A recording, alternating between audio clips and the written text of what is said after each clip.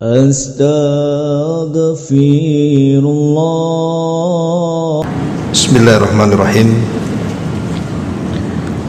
Assalamualaikum warahmatullahi wabarakatuh.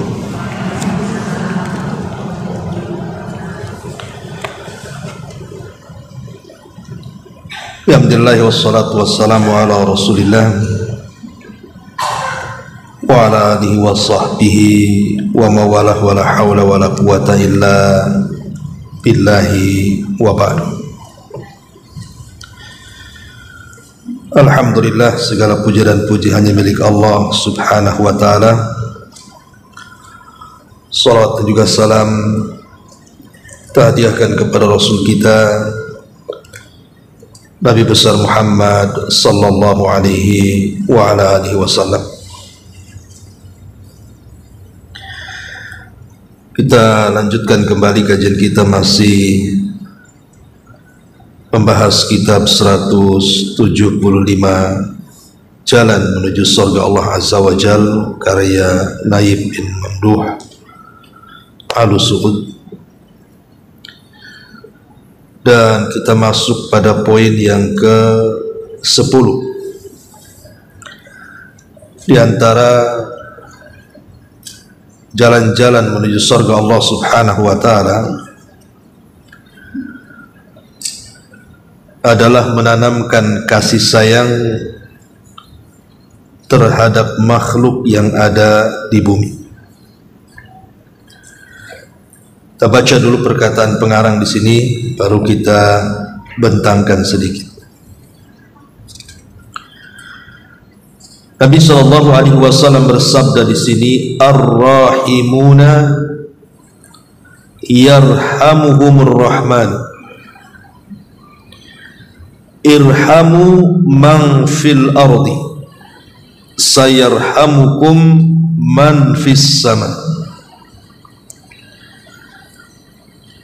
Orang-orang yang penuh kasih sayang akan selalu dikasihi oleh Ar-Rahman, Zat yang Maha Pengasih. Maka kasihinilah orang-orang yang ada di bumi, niscaya kalian akan dikasihi oleh Zat yang ada di langit. Nabi SAW juga bersabda, Man la yarham la yurham. Barang siapa yang tidak memiliki kasih sayang, niscaya dia tidak akan mendapatkan kasih sayang. Kata beliau, di antara penduduk sorga yang telah Nabi SAW kabarkan tentang mereka dengan sabdanya, bahwa penduduk sorga ada 3 golongan. Kemudian beliau menyebutkan di antara mereka adalah seorang laki-laki yang penuh kasih sayang dan berhati lembut kepada karib, kerabat dan sesama muslim. Hadis ini dikeluarkan Imam Muslim. Taib. Ma'asyiral muslimat yang dimuliakan Allah subhanahu wa ta'ala, kita tahu bahwa agama Islam ini adalah dinur rahmah, agama yang dibangun di atas kasih sayang. Karena Allah subhanahu wa ta'ala yang menciptakan kita tersifati, dan salah satu namanya adalah Ar-Rahman Ar-Rahim, Zat yang Maha Penyayang lagi Maha Pengasih. Bahkan Allah mengatakan, kataba rabbukum ala nafsihi rahmah, maka Rabb kalian telah mewajibkan kepada dirinya tentang adanya sifat rahmat. Jadi Allah subhanahu wa ta'ala tersifati dengan sifat rahmat, penuh dengan kasih sayang kepada hamba-hambanya. Sekalipun ada di antara hamba-hamba Allah yang bermaksiat kepada Allah,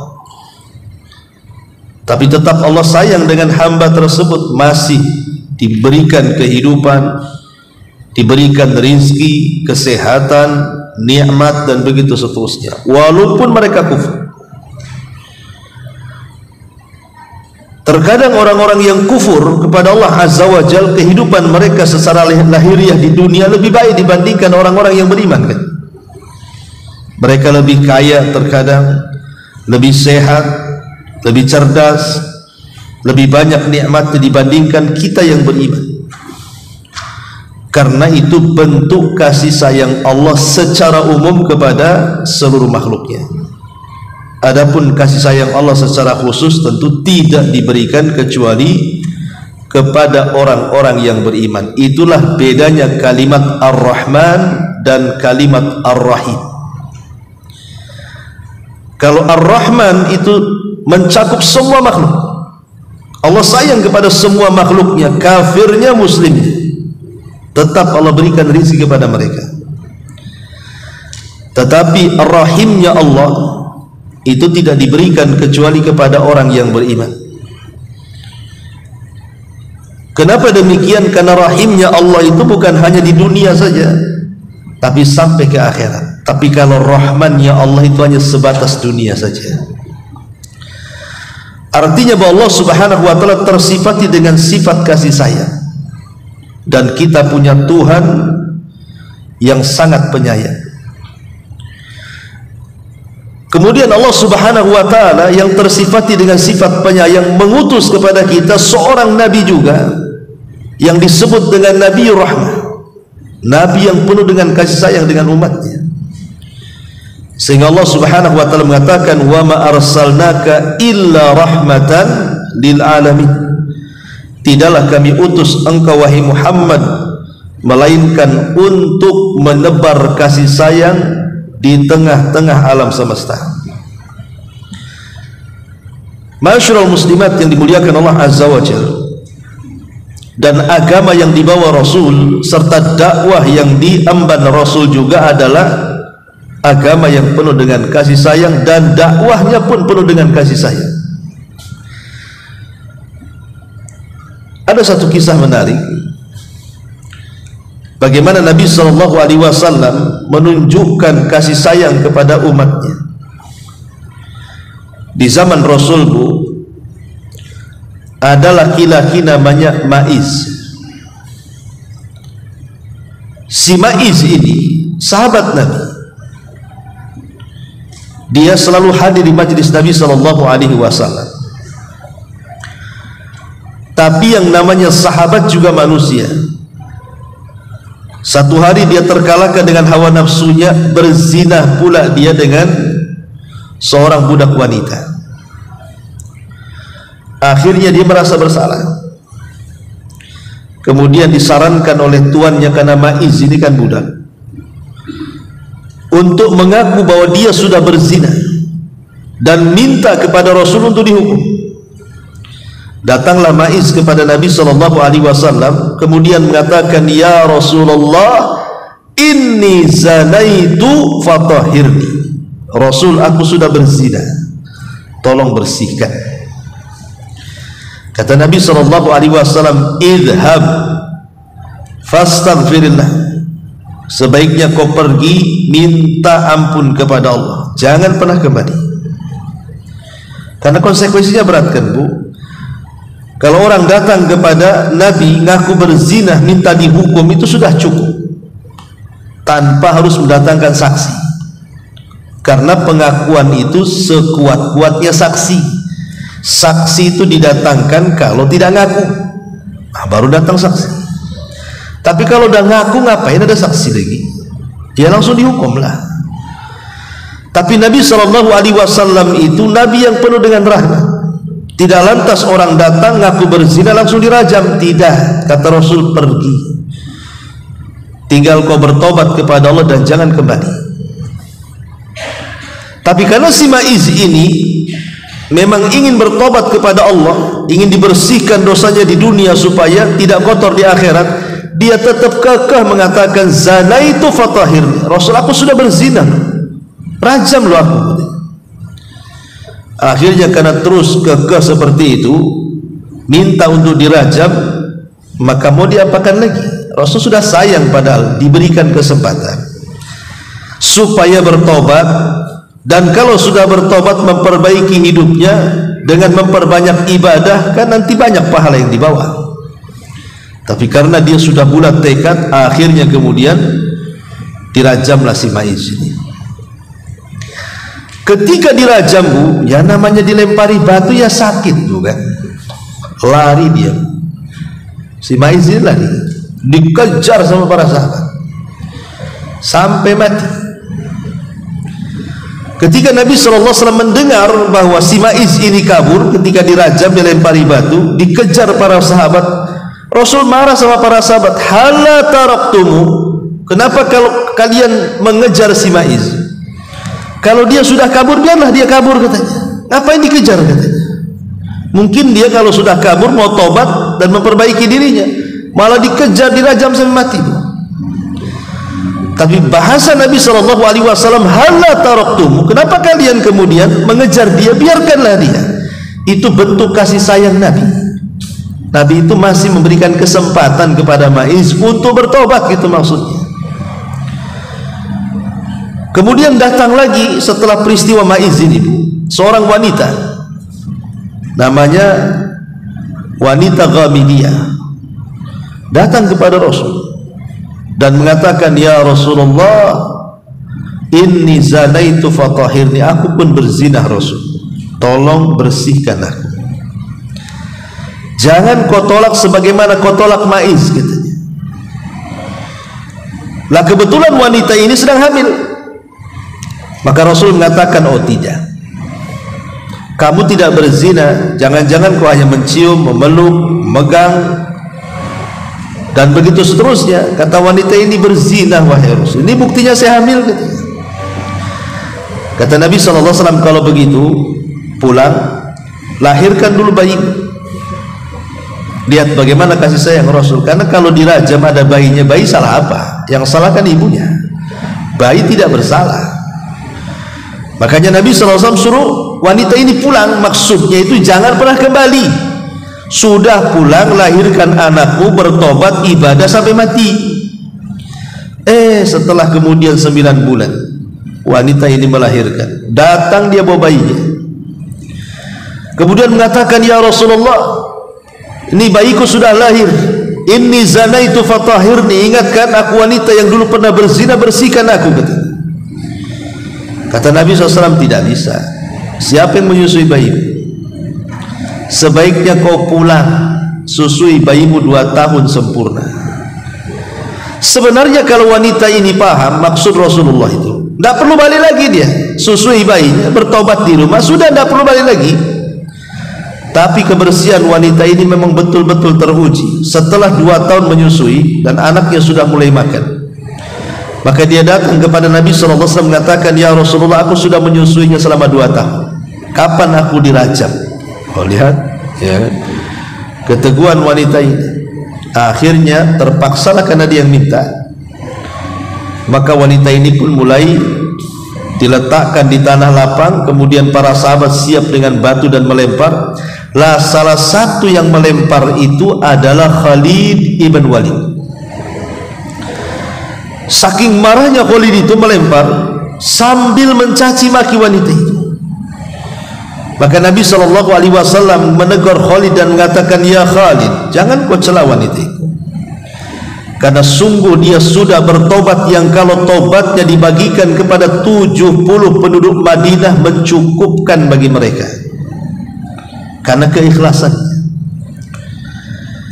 Tapi lihat 2 kisah antara Maiz dan wanita Ghamidiyah ini. Di sini Nabi mengajarkan bagaimana Nabi kita ini penyayang, masih memberikan kesempatan untuk bertobat karena Allah juga penyayang.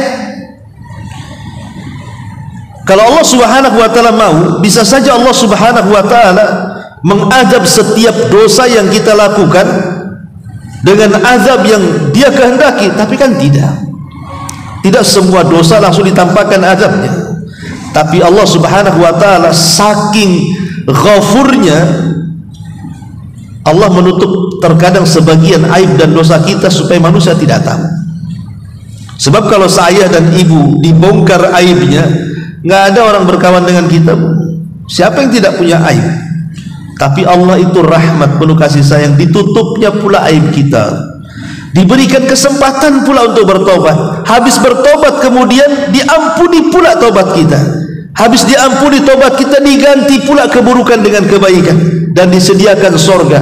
Rahmat apa lagi yang sangat luas yang Allah Subhanahu wa taala berikan kepada kita. Jadi dinul Islam itu dibangun di atas rahmat. Nah, di sini muallif pengarang membawakan dalil bahwa di antara jalan dari jalan-jalan 175 ke surga itu adalah hendaklah ditanamkan kasih sayang kepada kita. Di zaman Nabi ada seorang datang menemui Nabi sallallahu alaihi wasallam. Ada yang mengatakan dia munafik, ada yang mengatakan ya sahabat Nabi, wallahu a'lam. Tapi yang jelas bahwa orang ini datang menemui Rasul. Lah ketika itu Rasul sedang menggendong Hasan dan Husain, cucunya. Kemudian merangkul, memeluk, mencium. Nampak kasih sayang Rasul kepada cucunya. Jadi orang ini heran dan mengatakan, Rasul, saya ini punya 10 anak, mau laki-laki dan perempuan, tidak ada satupun yang kucium dari anak-anakku, katanya. Heran laki-laki ini karena Rasul memeluk Hasan, memeluk Husain, merangkul, mencium, sementara dia mengatakan, aku loh punya 10 anak, tidak satu pun kucium mereka, katanya. Maka Nabi SAW mengatakan, la taf'al, jangan kau lakukan.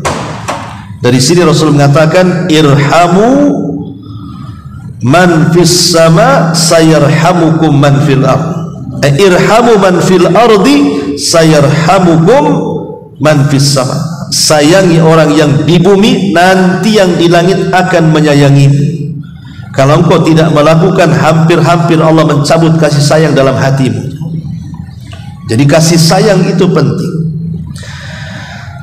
Lah kalau kita lihat dalam kehidupan di masyarakatnya, kasih sayang itu lebih tinggi dibandingkan cinta.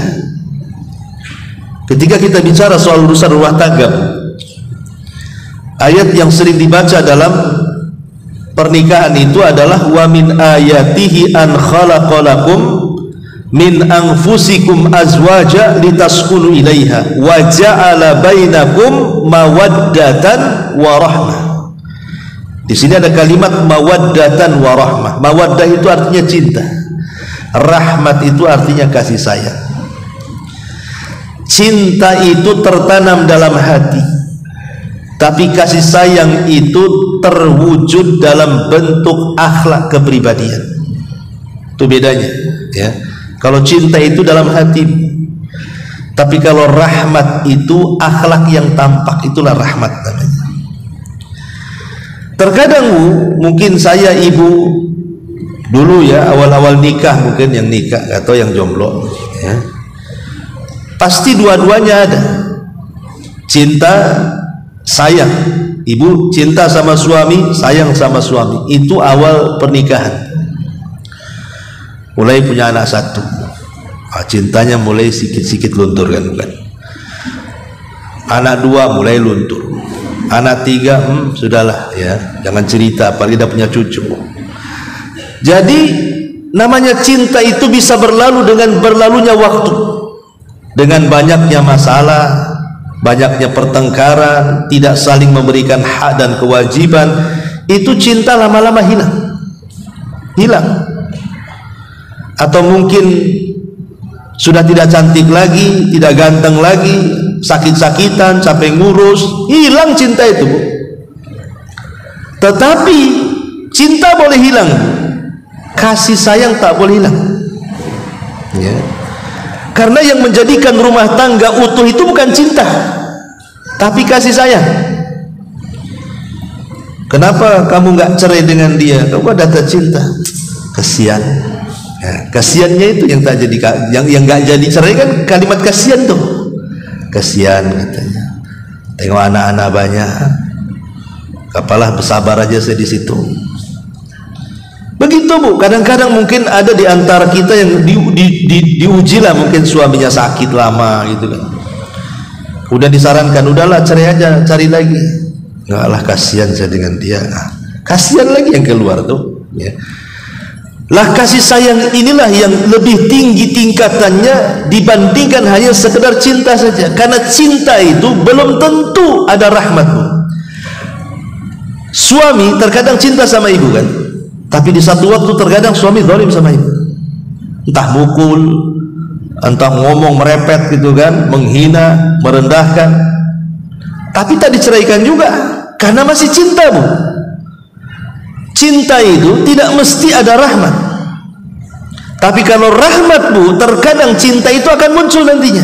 Makanya kenapa agama Islam itu dibangun di atas rahmat. Itulah yang menjadikan langgengnya sebuah rumah tangga itu kan ada rahmat di situ. Tapi kalau sudah tidak ada rahmat, Bu, oh jangan dilanjut rumah tangga. Pasti yang ada hanya kekerasan, kekerasan dan kekerasan. Karena tidak ada akhlak lagi di situ. Apa gunanya berumah tangga kalau nggak ada akhlak di situ? Makanya kenapa kemudian salah satu jalan menuju surga adalah tanamkan sifat rahmat, jadi kasih sayang.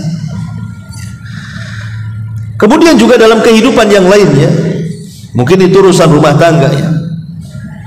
Urusan yang lainnya, contohnya umpamanya Nabi SAW mencontohkan bagaimana menanamkan rahmat itu bukan hanya kepada setakat kepada keluarga suami istri saja, tapi juga ditunjukkan kepada bagaimana sayangnya kepada orang tua, bagaimana sayangnya kepada anak-anak, bagaimana sayangnya kepada tetangga dan kepada muslim-muslim yang lainnya, bahkan kepada non-muslim sekalipun, selama mereka tidak memerangi kita.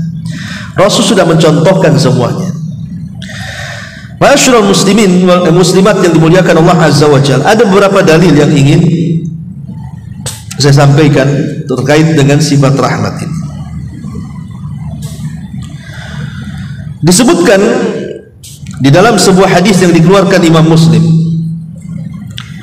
Nabi SAW mengatakan, as-sa'i alal armalati wal miskin kal mujahid fi sabilillah awil qa'imil lail as-sa'imin nahar. Orang yang suka membantu janda-janda miskin dan juga fakir miskin, maka mereka sekedudukan dengan para mujahid di jalan Allah, atau mereka sekedudukan dengan orang yang terus melaksanakan sholat malam dan orang yang terus melaksanakan puasa sunnah di siang hari.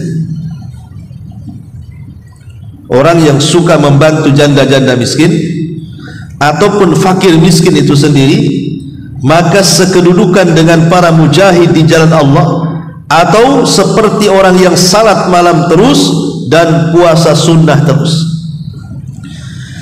Hadis ini mengajarkan bagaimana Nabi SAW memerintahkan kita untuk punya sifat rasa kasih sayang, menolong orang-orang yang susah. Seperti janda-janda yang sudah sepuh, kadang-kadang ada sebagian mereka yang tidak ada tanggung jawab. Suaminya pergi atau meninggal, keluarganya pun tidak ada yang ngurus dia gitu ya. Kadang-kadang susah kehidupan mereka. Ataupun para fuqara wal masakin, ketika kita menolong mereka, Rasul kasih 3 pahala loh, dalam bentuk kasih sayang, supaya kita tergerak sebenarnya. Dengan diberikan 3 pahala itu supaya kita tergerak, terangsang menolong mereka, dan itu bentuk kasih sayang kita kepada mereka. Bayangkan sekedudukan dengan mujahid, karena jihad tidak mesti dengan jiwa, dengan harta pun jihad. Sekedudukan dengan sholat malam bahkan puasa sunnah. Kenapa membantu kok lebih utama dibandingkan sholat malam dan puasa sunnah? Karena kalau sholat malam, Bu, manfaatnya untuk ibu saja. Begitu juga puasa, manfaatnya untuk ibu saja kan. Kalau ibu ini sepertiga malam bangun kemudian tahajud, pahalanya untuk siapa? Ya untuk ibu lah yang melakukan. Atau ibu mamanya puasa Senin Kamis, untuk siapa pahalanya? Ya untuk ibu lah yang melakukan. Tapi kalau kita membantu orang, itu pahalanya muta'addi, sampai kepada orang juga, dan orang akan berterima kasih kepada kita. Makanya amalan-amalan yang sifatnya berkenan dengan orang lain jauh lebih berpahala dibandingkan amalan yang bersifat pribadi. Ya, amalan ini kaidah ini. Amalan yang bersifat menyentuh orang itu lebih besar pahalanya dibandingkan amalan yang manfaatnya kembali kepada individu. Contoh, Nabi SAW mengatakan, fadlul alim alal abid ka fadlil qamari lailata badri ala sairil kawakib. Perbedaan orang alim, para penuntut ilmu, dengan ahli ibadah itu sama dengan bulan purnama di antara bintang-bintang yang ada. Bintang itu, Bu, walaupun jumlahnya jutaan, tidak bisa menerangi bumi. Tapi satu bulan, walaupun satu, itu bisa menerangi bumi. Itulah bedanya para penuntut ilmu dengan ahli ibadah. Para penuntut ilmu kayak ibu ini kan para penuntut ilmu nih, dapat ilmu bisa disebar ke orang, ya. Tetapi para ahli ibadah mau nyebar kemana? Karena asal ibadah itu harus sembunyi-sembunyi. Kalau ditampakkan bisa riak malah, kan itu ya. Tapi kalau ilmu nggak boleh sembunyi-sembunyi, harus disebar. Nah, itulah makanya ibadah yang menyentuh orang itu lebih baik dibandingkan ibadah yang hanya bersifat pribadi.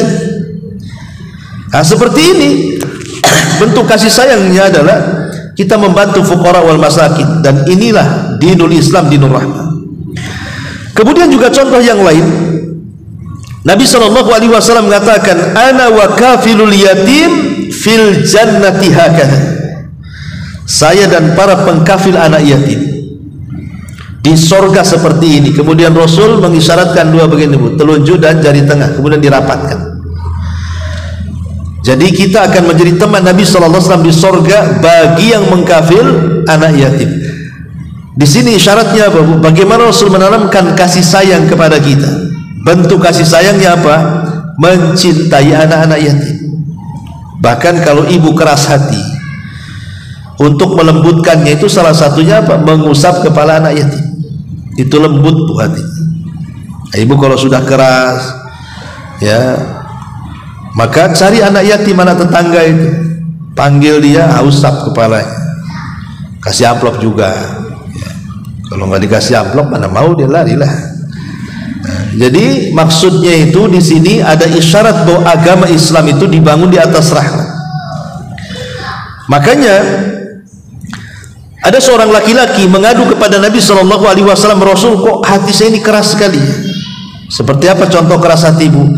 Ibu kalau sudah malas dengar Quran, malas dengar nasihat, malas sholat, malas ibadah, itu tanda-tanda keras hati itu, yang kayak gitu tuh.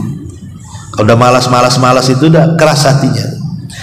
Jadi orang ini mengadu kepada Rasul dan mengatakan, ya Rasulullah, qaswatun fi qalbi, ini hati kok keras sekali, kenapa ini? Maka Nabi SAW mengatakan, in aradta an yalina qalbaka fa'at'imil miskin wamsah ra'sal yatim. Kalau engkau ingin melembutkan hatimu, beri makan tuh fakir miskin, kemudian usaplah kepala anak yatim. Itulah bentuk kasih sayang. Dengan kita menyayangi orang, akhirnya Allah sayang dengan kita. Ketika kita sayang dengan fuqara wal masakin, dengan anak-anak yatim, kita bantu mereka, Allah sayang dengan cara apa? Akhirnya Allah lembutkan hati kita. Tuh bentuk sayangnya Allah, Allah lembutkan hati kita. Itulah hadis Rasul di sini, irhamu man fil ardi sayarhamukum man fis sama. Sayangi orang yang di bumi, nanti Allah sayang dengan kita. Yang kedua, dalam bentuk sayangnya bukan hanya lembutkan hati saja, Bu. Karena kalau kita bersedekah kepada orang, bukan berarti tertanam paradigma sekuler kan, Bu. Kalau kita sedekah 100 hilang 100, tidak. Justru dengan sedekah 100 Allah ganti 700 kali lipat. Itu dalam bentuk kasih sayang. Mana qasamin malis sadaqah. Tidak mungkin harta yang disedekahkan itu berkurang, bahkan bertambah dan bertambah. Lebih daripada itu, Allah berikan lagi kasih sayang dengan sedekah apa? Bisa menyembuhkan penyakit.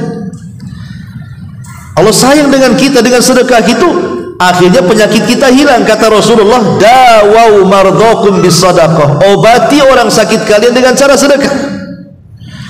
Bahkan lebih daripada itu, dia diberikan berlipat ganda pahala dan akan menjadi tabungan dia kelak di hari yang tidak ada naungan kecuali naungan Allah Subhanahu wa taala. Jadi satu amalan, tapi bagaimana Allah Subhanahu wa taala menunjukkan sayangnya kepada kita dengan berbagai macam keutamaan. Kemudian juga contoh yang lain yang dikeluarkan Imam Muslim dari hadis Abu Hurairah radhiyallahu anhu, Rasul mengatakan, man naffasa am mu'minin kurbatan min kurabid dunya naffasallahu anhu kurbatan min kurabi yaumil akhir yaumil qiyamah wa man yassara ala mu'sirin yassarahu Allahu fid dunya wal akhirah wa man satara musliman satarahu Allahu fid dunya wal akhirah wallahu fi aunil abdi ma kana al abdu fi auni akhi. Barang siapa yang menghilangkan kesulitan kepada seorang muslim dari kesulitan-kesulitan dunia, maka Allah akan hilangkan kesulitan-kesulitan dia kelak pada hari kiamat. Barang siapa yang mempermudah kepada orang yang berhutang, maka Allah akan mudahkan kehidupan dia di dunia dan di akhirat. Barang siapa yang menutup aibnya seorang muslim, Allah akan tutup aibnya di dunia dan di akhirat, dan Allah akan senantiasa menolong hambanya selama hamba terus menolong saudaranya. Lihat di sini juga ada ajaran dari Nabi SAW, bagaimana Rasul mengajarkan kasih sayang kepada umatnya. 3 perkara diajarkan di sini. Pertama, membantu kesulitan seorang muslim. Membantu kesulitan seorang muslim, Bu, tidak mesti dengan harta. Ada orang mungkin kelilit hutang atau ada masalah yang memang perlu bantuan, tapi kita pengen bantu tak punya uang pula untuk membantu. Kan tidak mesti dengan uang. Kita bisa bantu menghibur mereka dengan cara apa? Memasukkan perasaan gembira supaya menghilangkan kesulitan pikirannya. Kata Rasul, sebaik-baik amalan adalah jabrul qulub. Apa jabrul qulub itu? Sururut tudkhiluhu ala qalbil muslim. Kebahagiaan yang ibu masukkan ke hati saudaranya muslim. Entah dengan bercanda supaya dia tertawa, jangan murung terus gitu ya. Entah menghibur dia. Namanya orang seperti itu kan perlu hiburan. Ya dicandai, diajak ngobrol, dicurhati kan lama-lama, tapi jangan gibah ya. Artinya hanya sekedar untuk memasukkan perasaan senang saja. Bagaimana caranya? Jangan pula orang sudah sulit, udah stres, ibu datang membuat stres pula, kuadrat stresnya. Kan ada yang kayak gitu, Bu ya. Ini tetangga lagi stres, banyak masalah. Ibu masuk ke rumah tetangga bukan menyelesaikan masalah, justru memberikan kesulitan yang bertambah-tambah. Sudah stres hidupnya, ibu gibahin dia kan. Apa nggak makin stres hidupnya tuh? Disakiti lagi dengan lisan kita kepada dia, makin stres lagi. Kasihan orang itu sudah pusing, jangan kita buat pusing lagi. Jadi ini yang pertama. Yang kedua, dalam bentuk rahmat juga adalah memberikan kelonggaran. Kalau ada orang pinjam uang sama ibu, dia nggak sanggup bayar, memang nggak sanggup bayar. Lain kalau seandainya dia sanggup bayar tapi tak mau bayar, itu disebut matlul ghani, zalim. Termasuk orang zalim itu orang yang punya hutang sanggup bayar tapi tak mau bayar, itu zalim namanya. Tapi ada orang-orang yang memang nggak pengen bayar tapi tak bisa bayar, lah orang yang seperti ini berikan kemudahan. Berikan kemudahan kepada mereka, karena mereka sudah berusaha untuk membayar tapi tak sanggup juga. Berikan kemudahan. Kalau kita memberikan kemudahan yang seperti ini, maka Allah akan mudahkan dia di dunia dan di akhirat. Bahkan kalau kita melakukan seperti itu, maka Allah akan sayang kepada kita dengan memberikan apa? Ibu akan diberikan pahala setiap hari sebesar hutang yang ibu hutangkan sama dia. Kalau ibu hutangi 1 juta, berarti setiap hari ibu dapat pahala 1 juta. 1 juta dalam rangka sedekah. Jadi makin lama di sahurnya makin banyak pahala ibu, gitu maksudnya. Syukur-syukur kalau mamanya sudah saya sedekahkan saja, itu lebih baik lagi. Oh enggak bisa Ustaz, uangnya banyak.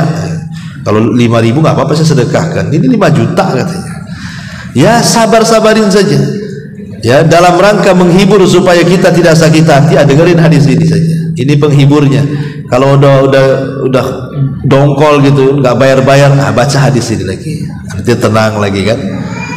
Nah, kemudian yang ketiga, bentuk kasih sayangnya juga, man satara musliman satarahullahu fid dunya wal akhirah. Siapa yang menutup aibnya seorang muslim, maka Allah akan tutup aib dia di dunia dan di akhirat.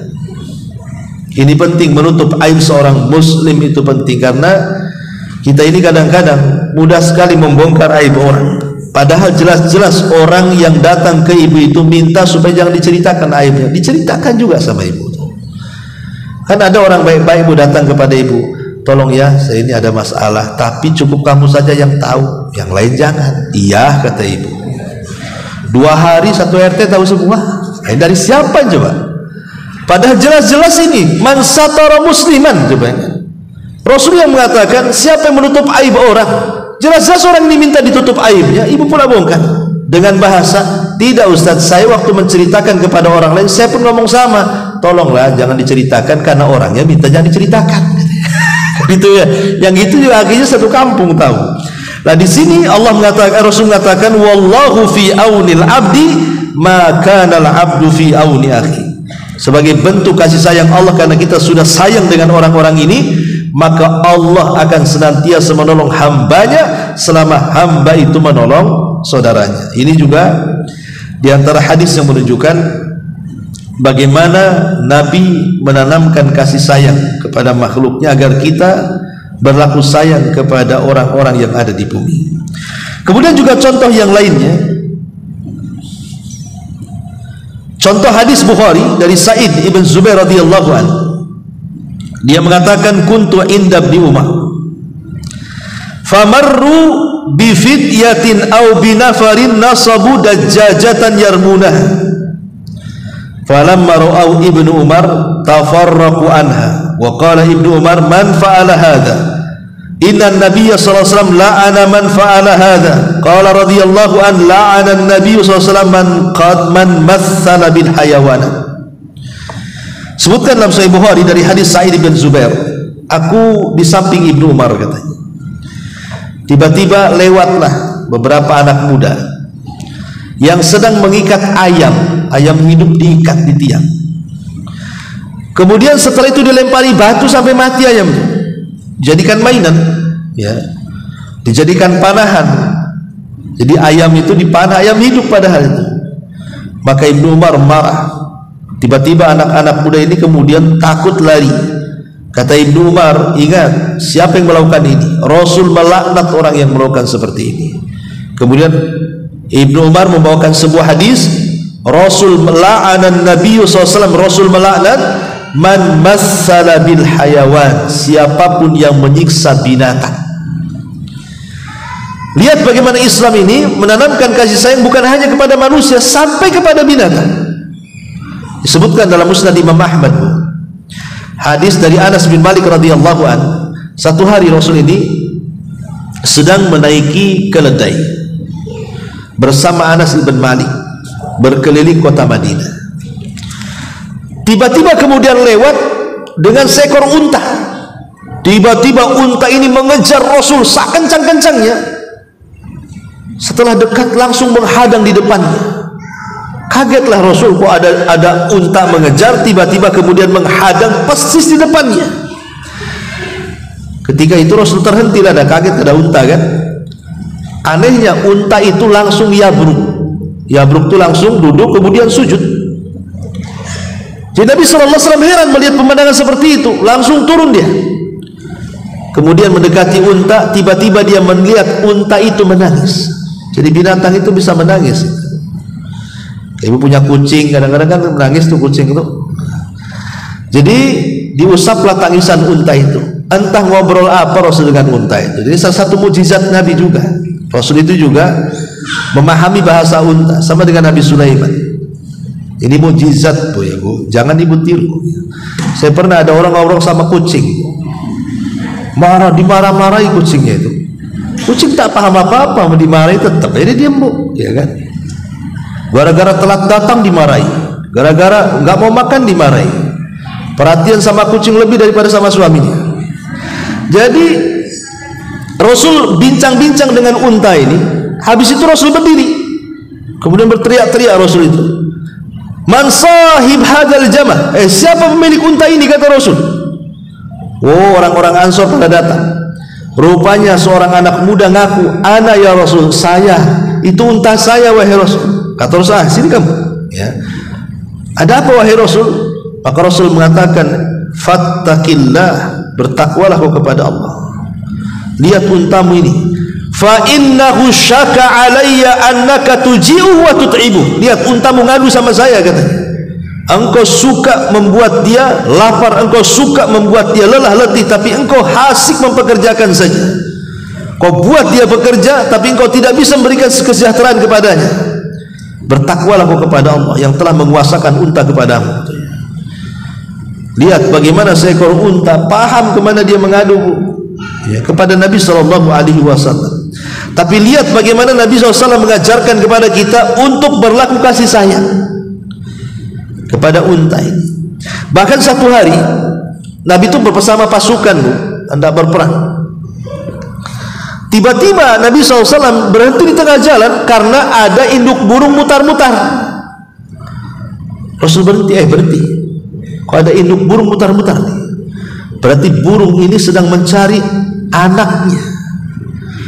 Jadi Nabi SAW berhenti dan mengatakan kepada para sahabat, siapa yang mengambil anak burung itu? Maka tiba-tiba sahabat mengatakan, saya wahai Rasul, saya ambil anaknya, saya akan rawat dia. Kata Rasul, jangan kau pisahkan anak burung dengan induknya, balikkan dia ke sarangnya. Maka akhirnya sahabat ini mengembalikan ke sarangnya. Lihat bagaimana burung saja Rasul melarang sahabat untuk memisahkan antara induk dan anaknya. Coba manusia ini kadang-kadang nggak gimana ya, kadang-kadang dipisahkan pula. Coba orang tua dengan anaknya, terutama biasanya orang yang sudah bercerai, bahaya nih. Kadang-kadang sudah bercerai, entah ikut bapaknya atau ikut emaknya. Kadang-kadang tuh didoktrin tuh sama orang tuanya masing-masing kan. Ibunya ngomong sama anaknya, jangan kau ketemu bapakmu, bapakmu jahat kan itu. Kata bapaknya, jangan kau ketemu emakmu, emakmu itu terlaknat namanya kan. Dipisah-pisahkan tuh, tidak boleh memisahkan lah. Urusan sampean dengan suami atau urusan suaminya dengan istri, anak tuh jangan dibawa-bawa lah kan begitu. Rasul saja melarang memisahkan induk burung dengan anaknya, kita pula tega memisahkan manusia satu dengan yang lainnya. Ini enggak, Islam tidak dibangun seperti itu. Islam itu dinur rahmat. Islam itu agama yang penuh rahmat. Jangan kemudian memisahkan sesuatu yang harus bersambung, ya. Ini juga salah satu contohnya bagaimana Islam juga mengajarkan kasih sayang yang luar biasa. Kemudian juga contoh yang lainnya, hadis dari Shaddad ibn Aus radhiyallahu anhu. Inna Allah katabal ihsan ala kulli syai'in. Idza qataltum fa ahsinul qitlah wa idza dzabhtum fa ahsinul dzibah falyuhid ahadakum safratahu wal yurih dabihatahu. Sesungguhnya Allah Subhanahu wa taala sudah mewajibkan untuk berbuat baik kepada segala sesuatu. Apabila kalian membunuh, maka bunuhlah dengan cara yang baik. Apabila kalian menyembelih, maka sembelihlah dengan cara yang baik. Tajamkan pisaumu, bahagiakanlah sembelihan hewanmu. Lihat bagaimana Rasulullah SAW mengajarkan kasih sayang kepada kita. Dalam menyembelih hewan saja, hewan itu tidak boleh takut-takuti. Ngasah pisau depan muka dia, entar lagi kau sembelih, tengok pisaunya nih, nggak boleh. Atau nyembelih hewan di depan kawannya yang mau disembelih ketika kurban umpamanya, nggak boleh. Bahkan ada di zaman Rasul itu seorang sahabat menggeret kambing mau disembelih dengan cara dipukul paksa. Maka Rasul mengatakan, jangan kau lakukan, engkau sudah membunuh hewan ini 2 kali gitu. Sekali kau seret dan kau siksa, sekali kau potong pula dia. Jadi Islam ini sampai seperti itu, ya. Bahkan ketika menyembelih saja kata Rasulullah, fal yuhidda safratahu, tajamkan pisaunya supaya jangan nyiksa binatang nanti. Kalau tumpulkan kasihan binatang nggak mati-mati jadinya. Yang lebih daripada itu, wal yurih dabihatau, senangkan tuh sembelihannya, kasih makan dulu, kasih kawin dulu kalau memang dia kawin, ya pokoknya jangan disiksa lah kan. Nah, ini menunjukkan di antara Islam itu adalah dinur rahmah, agama kasih sayang. Ma'asyiral muslimin muslimat yang dimuliakan Allah Subhanahu wa taala. Di sini Nabi SAW mengatakan, malam yarham la yurham. Siapa yang tidak memiliki kasih sayang, niscaya dia tidak akan diberikan kasih sayang. Ibu-ibu yang dirahmati Allah Subhanahu wa taala, Agama Islam ini semua mengajarkan kasih sayang, mulai daripada rukun Islam. Rukun Islam anggaplah sholat, puasa, zakat, haji. Kalau kita perhatikan, itu semua mengajarkan kepada kita sifat ini, kasih sayang. Contoh umpamanya sholat. Sholat itu mengajarkan kasih sayang kepada kita. Karena dalam sholat itu kata Allah Subhanahu wa ta'ala berfirman, innas sholata tanha anil fahsya'i wal munkar. Kan itu, sesungguhnya sholat itu bisa mencegah perbuatan keji dan mungkar. Perbuatan keji dan mungkar. Ini kalimat keji dan mungkar ini kan berkaitan dengan kezaliman. Ya, perbuatan lisan kita mungkin kotor kepada orang, perbuatan kita jahat kepada orang, hati kita juga jahat kepada manusia. Lah dengan sholat itu semua dihilangkan, dan itu bentuk kasih sayang di situ. Ustaz, tapi ada juga tuh dia sholat Ustaz, tapi saya ini tak tahu pula, sakit saya kalau dia ngomong tuh. Ya. Apa yang kita salahkan sholatnya? Tidak. Yang disalahkan itu orang yang sholat tidak bisa disalahkan.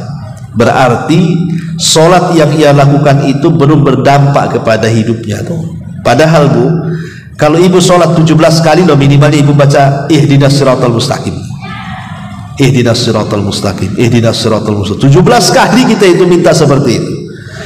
Kalau ibu terhenti dalam kalimat ihdinas siratal mustaqim, ibu renungkan gitu kan, harusnya orang yang sholat itu dapat hidayah lah. Ya, tapi kalau asal-asalan bacaannya ya mungkin ya, tapi kalau dia dalam sholat itu betul-betul inkisar, kita merasa hamba Allah Subhanahu wa ta'ala meminta hidayah betul-betul dalam surah Al-Fatihah itu, tidak mungkin lah 5 kali sholat tidak dapat hidayah itu, kalau betul-betul kita minta kan.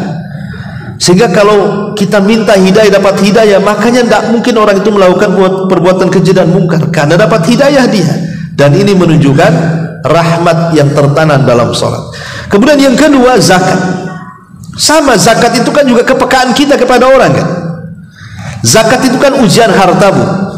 Zakat sedekah itu ujian harta. Kenapa ujian harta? Coba saja Bu, ibu yang cari uang dari pagi sampai malam, tidak ada yang bantu. Keringat dingin, keringat panas, ya kan, semua ibu keluarkan, capek, lelah, letih, sudah uangnya banyak, tiba-tiba dikasih kepada orang yang gak ada sangkut pautnya dengan pekerjaan. Dia tidak membantu kita, dia tidak ikut ngasih saham kepada kita. Kadang-kadang kita nggak kenal siapa dia, tahu-tahu uang kita disuruh dikasih pula sama dia. Itu kan ujian harta namanya ya. Kalau kita kemudian bisa memberi, berarti luluslah kita dalam ujian harta itu. Karena itu kita bisa melawan hawa nafsu, tertanamlah sifat kasih sayang di situ. Nah, itulah makanya zakat itu juga menanamkan sifat kasih sayang. Kemudian contoh yang ketiga, puasa. Kenapa kita berpuasa? Supaya orang-orang yang terbiasa makan enak itu juga merasakan laparnya orang-orang susah ketika mereka lapar. Akhirnya kita yang biasa makan 3 kali atau 5 kali sehari tidak makan sebanyak itu. Oh, beginilah rasanya orang susah tak makan itu. Akhirnya tertanamlah sifat kelembutan kasih sayang. Puasa juga mengajarkan kelembutan kasih sayang kan. Termasuk juga haji ya, haji pun sama Bu. Orang haji ke Mekah itu kan tidak semua orang kaya, ada orang miskin nabung dari 60 tahun yang silam gitu ya, akhirnya baru berangkat dia. Harus jual rumah, jual kebun, jual macam-macam gitu untuk haji itu. Tapi lihat, haji itu juga mengajarkan kepada kita kasih sayang. Karena kalau kita lihat manasik haji, semua pakaian orang haji itu sama. Bukan lantaran mempunyai ibu orang kaya, wah ihramnya pakai batik, nanti lucu lah kan ihram pakai kain batik kan itu. Semua sama, menunjukkan kesetaraan antara orang kaya dan miskin di situ, supaya nampak kasih sayang sama rata di depan Allah Subhanahu wa ta'ala. Intinya bahwa rukun Islam itu kalau kita perhatikan semua mengajarkan kasih sayang. Dan di sini jalan menuju surga itu salah satunya adalah dengan cara menanamkan kasih sayang dan menghilangkan kekerasan di dalam hidup kita.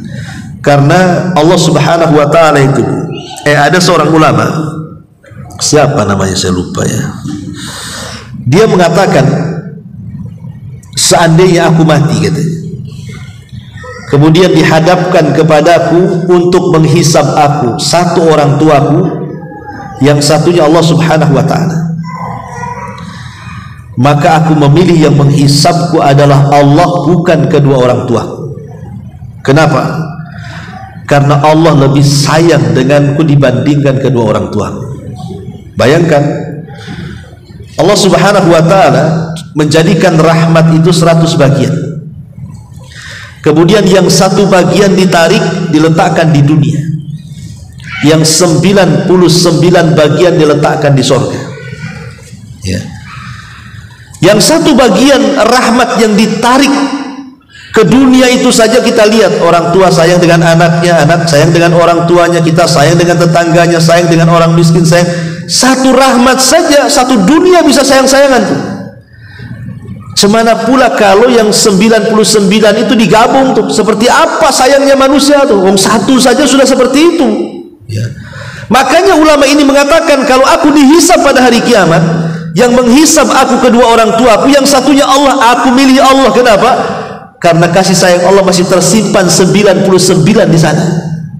Dan Allah lebih sayang dengan hambanya dibandingkan orang tuanya dengan anaknya. Dalam perang Hunain kan menang tuh kaum muslimin. Jadi tawanan-tawanan perang itu, terutama kaum hawa, kaum wanita itu dikumpulkan di satu tempat.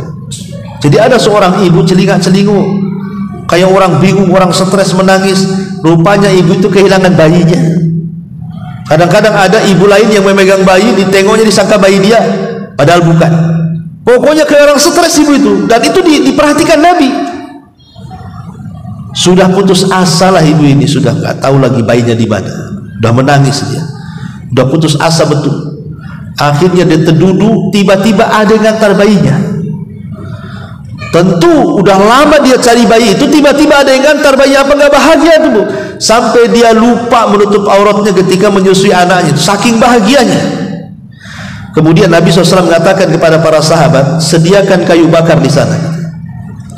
Kata sahabat, untuk apa? Sudah sediakan aja kayu bakar. Maka sahabat kemudian menyediakan kayu bakar, kemudian dinyalakan. Kata Rasulullah, perintahkan ibu itu untuk melempar bayinya ke dalam api itu. Sahabat mengatakan, ya Rasulullah, mana mungkin seorang ibu akan melemparkan bayinya ke dalam api? Tentu dia akan sayang kepada bayinya. Dari sini Rasul mengatakan, Allah jauh lebih sayang dibandingkan ibu itu kepada anaknya, kata Rasul. Ini Rasul ingin memberikan tarbiyah, bukan betul-betul melemparkan bayi itu ke api. Itu Rasul ingin memberikan tarbiyah bahwa Allah itu lebih sayang kepada kita dibandingkan dia kepada anaknya.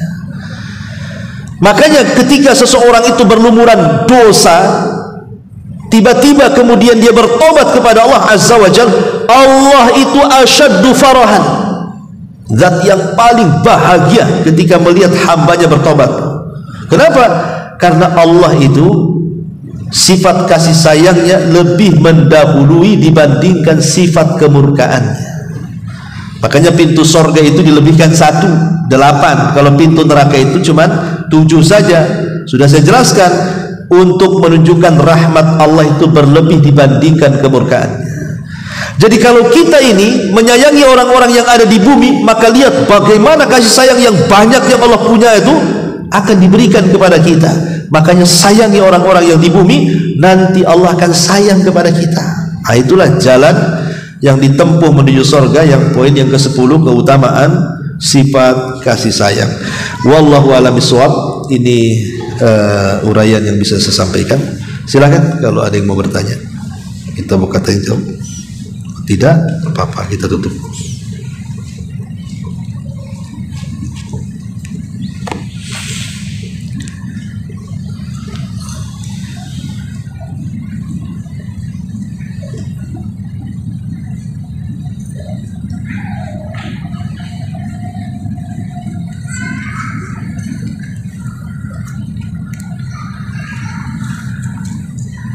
Alhamdulillah, kalau ada yang tanya.